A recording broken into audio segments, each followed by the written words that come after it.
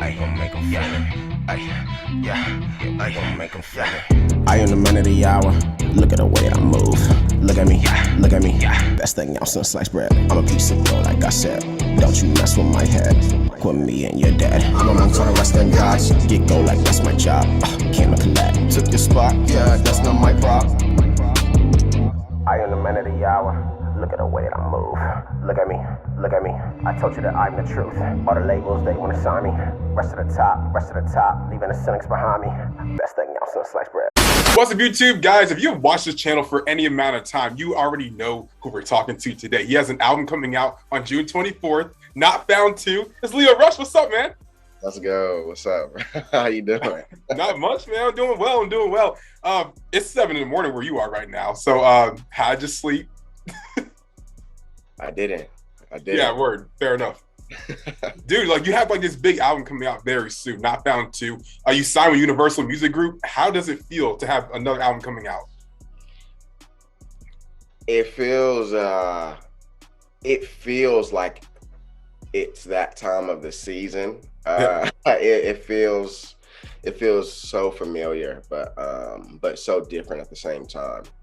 You know, this is my first project with me being signed, so I feel like the pressure is on, and the stakes are that much higher. So I'm excited, and I'm excited that you know, they've allowed me to kind of piggyback off of my last project with Not Found 1, without, you know, this project Not Found 2 being my first release, part of the label. So I'm super excited for it to come out. For real. And like, what can we expect on this album that we didn't see on the last one? That we didn't see on the last one. Well, I'll tell you some similarities. I know that wasn't really the question, but I'll tell you some similarities.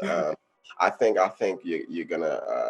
Well, that's not true. I'll say this. I'll say you're gonna see a lot more vulnerability from me. I feel like you're gonna see the differences between the two as far as growth and maturity within my music. I feel like you're going to hear it within the music itself, and you're going to hear it within the music, within the lyrics. So I'm just excited, man. I think that this is definitely the best project that I've put out yet.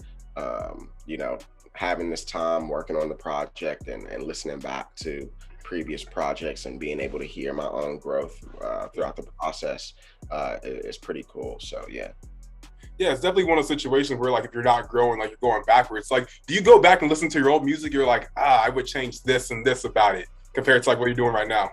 Oh, for sure. No, for sure. I mean, there's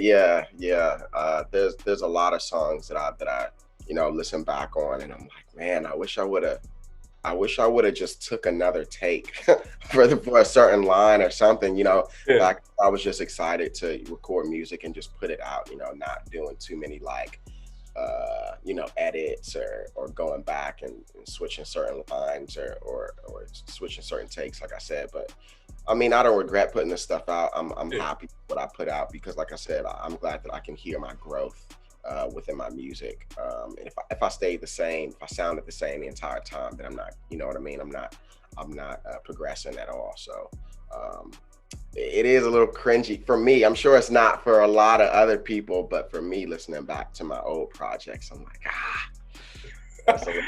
I mean, hey man, it is what it is. Like, I try to go back and watch some of my stuff. I'm like, I just can't. There's no possible way. I feel weird looking at myself. But like, dude, you signed with Universal Music Group. That's insane. Like, when I saw it pop up on my timeline, I'm like, I can't say I'm surprised, but also I'm pretty shocked. What was like that meeting going into it where you're actually signing? No, so yeah, it was pretty. I mean, it wasn't random, but it was very unexpected for it to happen so quickly. I feel like as soon as I, you know, got into the meeting and you know, played some of my tracks, and they knew who I was and saw my, you know, following through wrestling. It was kind of a no-brainer for them to put me on to a deal. I'm actually signed with Thump Records, which is an independent label out here that has distribution through Virgin Music and UMG. So that's pretty huge. And you know, hopefully this continues to grow, and the relationship with UMG and Virgin continues to grow, and we can sign some bigger deals later in the future. But for now, I'm excited for this project to come out with Thump Records, but for Not Found 2. Yeah, for sure, man. And like, who's on your playlist right now? Because like you're with UMG technically, so like you're like one person removed from Drake as far as I'm concerned. So like, who's on like your playlist right now? No, yeah, I love listening to all kinds of music, but I try to stay as hip and current, acclimated to like the current mainstream sounds like right now. Yeah. So I mean, I'm always on listening to what's new on Spotify or certain playlists like on iTunes or Apple Music, as far as like best new songs or brand new albums that just came out and stuff like that. So as of late, I've been listening to some Post Malone with his new album now. I just listened to that Drake album last night, which was very unexpected, but I like it. It's dope. Listening to some Kid Leroy, Jack Harlow. I just attended a Lil Durk concert last night for Apple Music Live. So my taste is everywhere. I don't really listen to too much country music. No, not too much. I mean, if Miley's doing a country song, I'll listen to some Miley, but I mean, that's about it. But yeah, my playlist is everywhere. I just got hip to 070 Shake. She's pretty dope. So yeah, I'm listening to some pretty cool and unique artists right now. That's what's up, man. And like recently, you came back to wrestling sort of at New Japan in DC, and I was gonna go to the show, but it was like the same day I was graduating, so I was like, all right, that can't work out. But Yeah.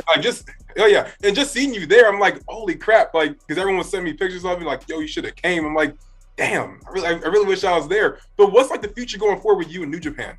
I mean, the future looks bright. The future looks good with New Japan. I feel like I've built a pretty strong relationship with New Japan over the past 2 years. With the pandemic going on, and just trying to stay loyal to them as much as possible. I mean, this is a place that I've always dreamt of wrestling for. Even before getting signed to WWE, I always told myself I wanted to wrestle for New Japan Pro Wrestling. So the future is looking good with New Japan. My eyes are set on being a mainstay like in the company, and hopefully traveling out and being in Japan and working out in Japan, and just accomplishing something that I haven't gotten a chance to within my career yet. So I'm looking forward to the ongoing relationship with New Japan Pro Wrestling. For sure. And like, what are some of those like detailed goals that you really have being a part of New Japan? It's like anyone you want to face, what championships do you want to win, et cetera, like that. Yeah, for sure. I mean, I named a few names back at Capitol Collision, like Taishi, Takahashi, Robbie Eagles, so many of the, obviously with me being a junior heavyweight myself, that's more than likely where I'm gonna end up wrestling some of those guys. But I'm sure me, people that know me, I've never been shy to wrestle somebody 2, 3, 4 times my size. So I'd love to get in there with like an Okada. I'd love to get in there with an old friend of mine, Jay White, Osprey, step in there with Cobb. Some guys that can really test me, and I can showcase me not just being a high flyer. I've always wanted to remain outside of the box, so I'm definitely looking forward to that. And I like shooting for the stars. I like getting titles. I like championships. So I definitely want to set my eyes on the IWGP, junior heavyweight championship. Possibly make history one day and become, IWGP, heavyweight champion. These are all things that I don't see as impossible tasks. I feel like as long as I stay focused, work hard, and go out there and show out and do what I do best, then these goals are very possible in my eyes. When you come back to New Japan, what like version of Lio Rush will we be seeing? Because in AEW you're more of like a businessman, WWE you're more of like a manager. What kind of Lio Rush are we going to see going forward? I think you're gonna see the best Lio Rush that you've seen. You're gonna see the most truest form of Lio Rush that you've seen. I feel like throughout the years I've had certain gimmicks and characters and stigmas thrown on me, not by choice. So there were parts of me on screen that might have not necessarily been me or my first choice. But yeah, I think you're going to see the best Lio Rush that you've seen. And I think that's an exciting Lio Rush. That's a dangerous Lio Rush. That's innovative Lio Rush. And I think that is what's going to elevate me and continue my success within New Japan. For sure, man. And like one thing I really want to ask are we gonna get those really random promos again? Because like back when we were still in NXT, all those like insanely just different promos you used to put on. A little story, like me and my friends in college, we would like sit down all together and have like these Lio Rush watch parties, basically. Put her on the TV and just like run through like a catalog of these YouTube promos where you're like on a Heelys scooting by and then like poking behind a tree or something in a bathtub. Was like, yo, where did all these ideas for these promos come from? Because like we were just watching and we're like, what the hell is he gonna do next? Endless ideas. Yeah, I those are always fun to do. Yeah, I think you can definitely expect some more random promos from me, especially with me being out in Japan. Yeah. I think a lot to work with out there, so you can definitely expect some fun content from me once I'm out there. For sure, man. And like, let's talk about that hair color, because like it seems like you're changing that hair color every time we see you. So is it gonna be different color by then, or are we still keeping the silver? No, I mean I like what I got going on right now. Okay. Yeah, I needed to switch up. I needed rebranding. So, but I like what I got now. Probably by the time you see me, it might look a little different. It might look freshened up a little bit, but yeah, I think I like this color. So for now. All right, and like you said before, you about for between 6 to 9 months. Is that still the time frame right now, or is there any progression on that? I mean, right now that's still what's set in stone. I got hurt back in January, at the end of January. So it was said to me that I'm probably going to miss majority of the year, which is fine. It was hard dealing with that at first, coming off of my other injury, back-to-back shoulder injuries. But my personal trainer and my surgeon seem to think that I'm progressing pretty quickly. So that can change. You've seen people all the time within wrestling have, certain time frames on when they'll be back in, a couple months of rehab, really strong rehab and really grinding it out, being able to knock off some weeks or some months. So, yeah. Hopefully that's the case for me. But if it's not, I'm completely fine with that. I'm enjoying my time off, looking at the wrestling world from a different perspective, having that time to kind of focus and think about what it is exactly that I want to accomplish next in my wrestling career, and being able to focus on my music, which is what I've always wanted to do since I've started. So I'm glad that I've got some other things going on to keep me occupied. But yeah, I'm rehabbing. I'm working hard to get back in that ring. That's great, man. And how's your perspective on the wrestling business changed over time? Because like you got into when you're 18, I believe you're 28 right now. So what's like the perspective change on wrestling as a whole? I think wrestling is at an all-time high when it comes to opportunities. Yeah. I mean, it was back then when I first started out. How long has it been? 2013 was 10 years. Yeah. So I've seen so much, but a lot of the same, just because of the circles that I'm running in. Seeing similar faces. AEW is basically Ring of Honor again.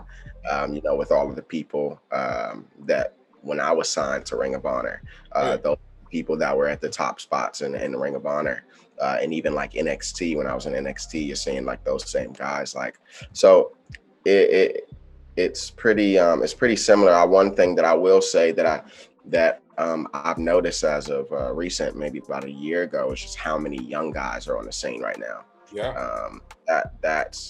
That was definitely not a thing when I first started out wrestling. I think I said this back in an interview not too long ago, but when I first started out, I was one of the only young guys like in the locker room, and I was the young guy in the locker room. And now to see majority of almost every locker room, guys under 25, under 22, you got guys like Starboard Charlie and Nick Wayne and Blake Christian, and all of these like super young guys that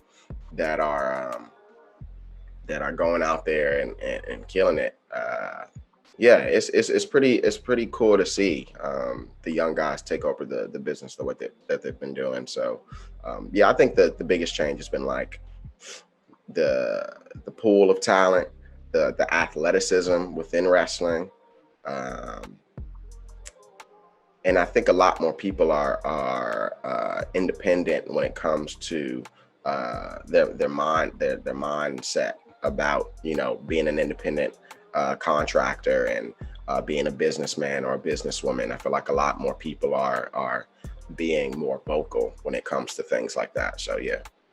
For sure. And like when you debuted, you were about like 18 years old, and you got to WWE pretty quickly around like the age of 21, 22. What for like younger wrestlers that get so much success super quickly in their career, what's like a good way that they can actually manage that? Because I feel like that's a lot to be like thrown at you at such a young age. Yeah, that's a really good question. Because that I got exposed to a lot very quickly. And a part of that was me putting that pressure on myself.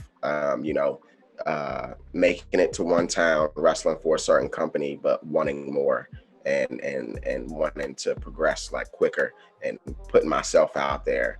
So a lot of that pressure put on me was self-inflicted. But I definitely think once I got signed to WWE, things picked up extremely fast and things were moving very quickly. Being a part of a major organization like that, and seeing all the bright lights and traveling the world and, doing different arenas, sold out arenas and stuff like that. It's a lot to manage. I think, taking a second because I think when you first start out, at least for me, I wanted to be good. I wanted to not disappoint. I wanted to deliver. So I feel like I was putting all of my time and all of my energy into wrestling and investing into my character. And I think eventually that started to take a toll on me because I was never taking a break. There was no off day for me. There was no sitting back and relaxing and kind of taking a breather from all of the hecticness and the craziness and the busy schedule. I definitely think a good way to manage that is to, take those days off. Because you don't get a lot of them, especially with being a part of a big company like that. So I definitely think, those days that you do have off, actually be off. Actually, put your mind into something else. Have not necessarily a backup plan, but have an outlet, something that you can focus on that isn't wrestling, having a hobby or having something that you like doing on a regular basis. I definitely think that's the best way to manage the situation that you're in, being exposed to something as big as that so quickly. For sure, for sure. And like that's definitely a great perspective to have. And something you mentioned earlier, when you're in WWE and AEW, you had like these gimmicks that are kind of given to you. Were you a fan of like being those kind of characters, or did you really see yourself doing something different? I never hated. I didn't hate the characters because there was a part of me within the character. I think that's why I was able to pull it off, and I was able to do that. I do like, fashionable clothes. I do like jewelry. I do like money. You know what I mean? So it was easy for me to like talk about certain things. The LBO gimmick was a little much because I'm not like a Wall Street guy or anything like that. But being those kind of like business characters or independent, businessman or stuff like that. That's me. That's what I do outside of wrestling. I'm a businessman. I'm a hustler. So yeah, I would have taken maybe like a different approach to it. I feel like I'm a pretty like introverted person. It might not seem like it to a lot of my fans because of the wacky stuff that I do on camera, but off camera, I'm a pretty like introverted person. So maybe I would have pulled back on the theatrics like a little bit, but just to feel a little bit more comfortable. But I enjoyed what I did so far, and plus I like being out of my comfort zone. I like experiencing something new and something different, and challenging myself. So yeah, for sure. And like when I first told everyone that you were like LBO Lio on AEW, now they were like, "What the hell? This dude's a businessman. Where did that come from? When did he go to Wall Street?" But what was the difference between like working in that environment of WWE versus that environment of AEW?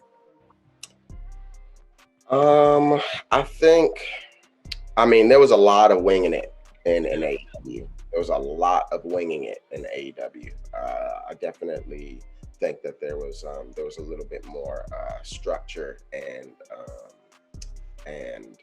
me being in on the know of where the character is going and what it's leading to. I didn't feel like that in AEW.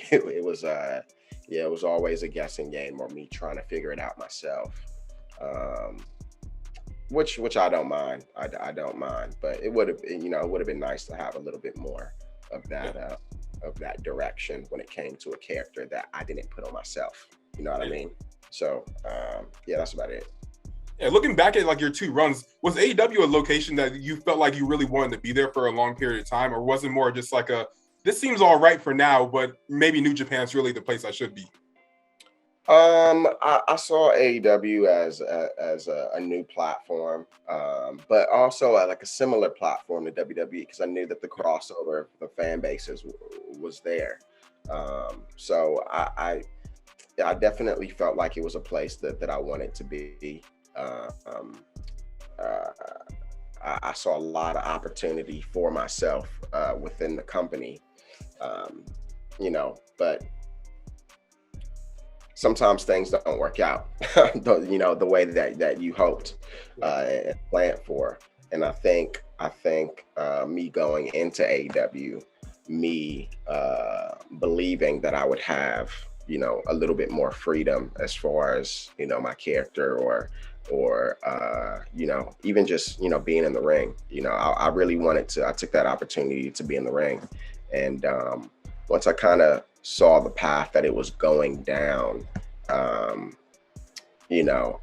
felt too similar to what I was doing before in WWE. And that just wasn't what I was looking for. So I just decided to let things play out the way that they were going to play out, and set my focuses on, being in the ring and doing what I want to do. So, yeah. Of course. And like, was the decision to leave AEW because of situations that happened before, or is it because like, I kind of don't really want to be like this manager character anymore? I'd rather just focus on in-ring stuff. It wasn't necessary. It was more of a feeling more than anything. It wasn't like a specific thing. Like, there's so much confusion about what happened. Yeah. And, you know, the internet is the internet, and people are going to believe what they believe and say what they want to say. But I think it ultimately came down to a gut feeling that I had within myself of, okay, this probably isn't the place for me right now. And I needed to just step away and put, like I said, put my focuses on what I really wanted to do, and that being my music, that being in the ring. Granted, I got hurt shortly after my departure, which is fine now. Now that I've thought about the situation and had time to cope and deal with it and stuff like that. I think it was just time for me to step away. And I think what transpired at the end of what has everybody confused about why I left, I think because that was what was put at the forefront, a lot of people believe that is why I left, and which isn't true. But yeah, that's pretty much that.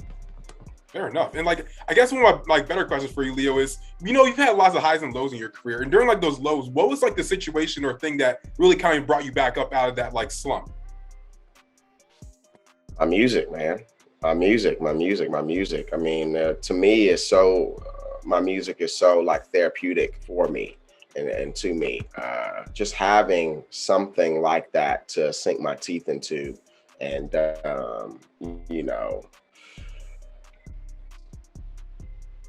I got to put that energy into something. And I think music is the perfect thing for that. I don't have to lash out online anymore. I can just put it in a song. So you know what I mean? It's like track. That could go well. Yeah, and turn that into revenue. I'm not gonna spaz out for free. You feel me? So I'm glad that I have my music to fall back on, so I can kind of deal with those hard times. Of course, man, and that's like a great way to like put those kind of feelings into something. I guess one of my last questions for you, Lio, is what are some of the best wrestlers? This is more of a DMV related question. What are some of the best wrestlers in the Maryland area that you've seen so far? Ooh, I mean, I've always been so amazed by Rich Swann.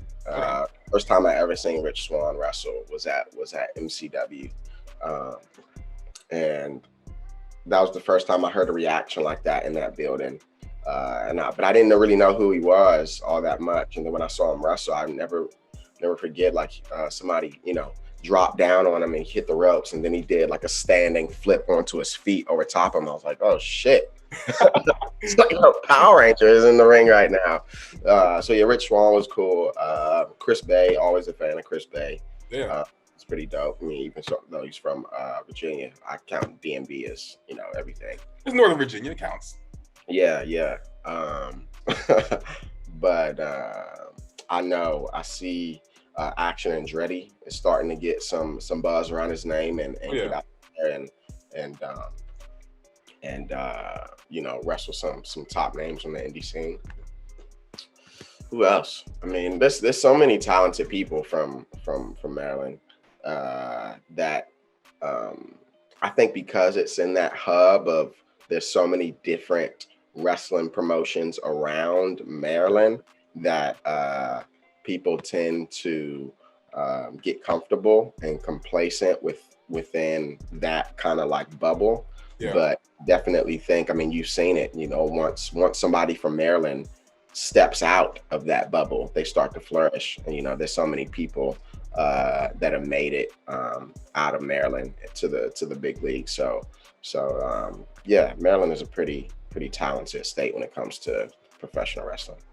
Of course, man. I guess my one last question for like that Maryland-based wrestling is, obviously you said there's a lot of promotions, MCW, ACW, etc. What's a good way for someone to break out of that shell and really like step up to the next level? I think just taking a chance on yourself. I think a lot of people are scared to branch out because they think that they're going to fail. But I think the best way to do that is I think you got to just see more. You got to experience the world. That, you know, we used to say all the time, like there's so much more than Maryland out there.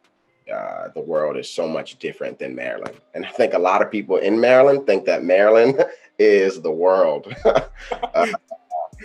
And that's not true. So I think the best way to flourish coming out of Maryland is to step out of Maryland and to see and experience, you know, different things. You know, and I think a lot of people don't come from that much money, you know, out of the area. So I feel like there was always a struggle for me, like, I know I want to get here, but how am I going to get there? You know, not having a car, not having transportation, like, you know, hop in a car with somebody, you know, take a $20, you know, mega bus or Peter Pan to New York or something, you know, get on the Amtrak, you know, find a way, because, you know, I did, and it worked out for me. So I definitely think taking a chance on yourself and stepping out of your comfort zone and really experiencing other things outside of Maryland will open your eyes up to so much more, and make you want to succeed that much more. Awesome, man. And Lio, that's pretty much all the questions I have for you, man. Where can they find you on social media? Where can they find the album that's coming out very soon? Yep. You can find me on social media, on my Twitter, on my Instagram. I'm back on Cameo, by the way. Hey. At I am Lio Rush. You can find my music on all streaming platforms. If you want to, you know, just sum it all up and find everything on one page, you can go to my website at liorush.com, where you can find all of my music on different platforms, all of my social media platforms, and updates on, you know, future things that I have coming up and what's going on now. So yeah. Perfect. Lio, it's great talking to you again, man. It's been a while since we ever seen each other. I think it was at the last AEW show, but great seeing you as always, guys. Make sure to like, comment, share, voice subscribe, and we're out. We going up like 1,000. I'm a flex just like a muscle man Malcolm. We going up like 1,000. I'm a flex just like a muscle man Malcolm. When it just like 1, 2, 3. If you like the channel, this will squeeze. If you like the channel, this will squeeze. If you like the channel, this will squeeze.